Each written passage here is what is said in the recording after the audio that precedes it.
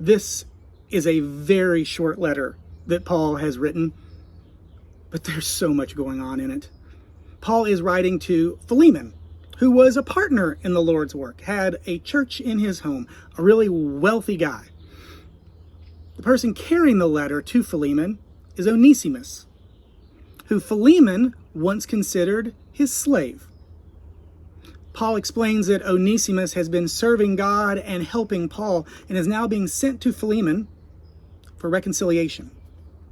Paul is pleading with Philemon to receive Onesimus as a beloved brother, a spiritual brother, but also in practice. It's not just oh yes, we're all the same in God's eyes, but I'll still treat you different. No.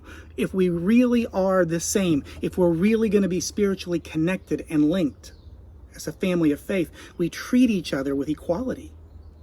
This is a hard shift for Philemon, and we'd have to think for Onesimus. From our perspective in North America, we know slavery is a practice that holds a great deal of pain and sorrow.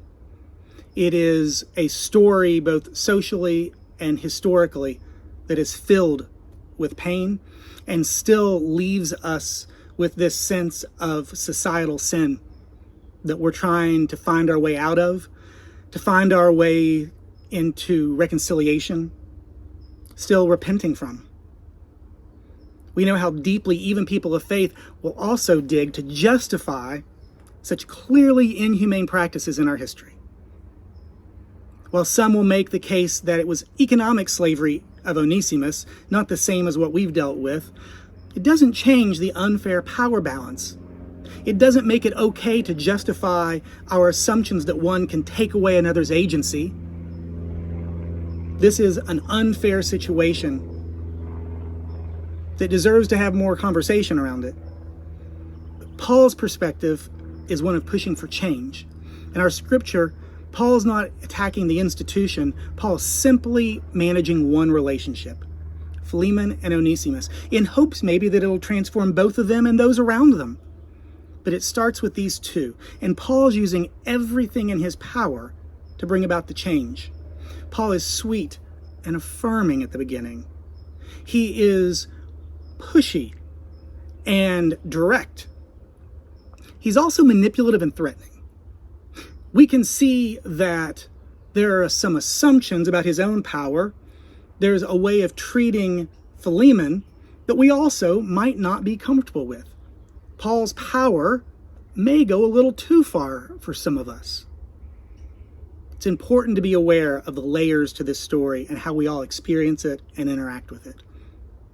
It's also important to recognize we all hold power in different places and to imagine how we might use it to bring about change for ourselves and for others.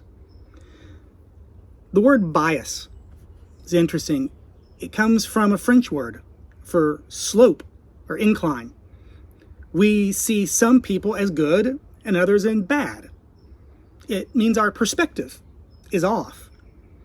And when we lean a direction that we might not be aware of, we recognize that our community often will adjust for our slope. If a whole bunch of us are leaning one way, society might tilt itself to match us, making us feel like we're normal. But there's a bias still. There's still a slope that's off. And Paul is asking Philemon to find balance again, to be honest, to be truthful about who he is and what the relationship is, to find balance and commonality between he and Onesimus as believers in Jesus, as a family of faith, and as people of equal value and worth. Paul is asking Philemon to receive Onesimus as one made in the image of God and asking Onesimus to see himself that way. And that can be hard when people have seen in us with that slant for so long. The good news is that God creates us with creativity, with a capacity to imagine and see something different, with the ability to find new balance, to create new relationships and structures, to undo what's been done and build something new, to rebalance ourselves. To change the way we see ourselves in the long term, we have to challenge the voices that shape our perspective. We have to step back and see things in a different way. And it can't just be a spiritual awakening where we go, oh yes, we are all part of God's family. We have to follow through and treat each other that way. There are campers desperate to make changes in their lives. Some of them have been on the wrong end of this slanted power dynamic for too long. They've been seen through the biases of others for so long. Some of them, that's how they see themselves. Make sure you affirm their beauty as children of God. Others have seen the unfair balance and they are working, trying to create a level playing field. Some bring anger in this that makes them want to tilt it back the other way and have some desires for revenge, for payback. Work to help your community find balance. Use the gifts you've learned earlier in the week. The other ways we're linked by acceptance, by grace. Find ways to move forward together.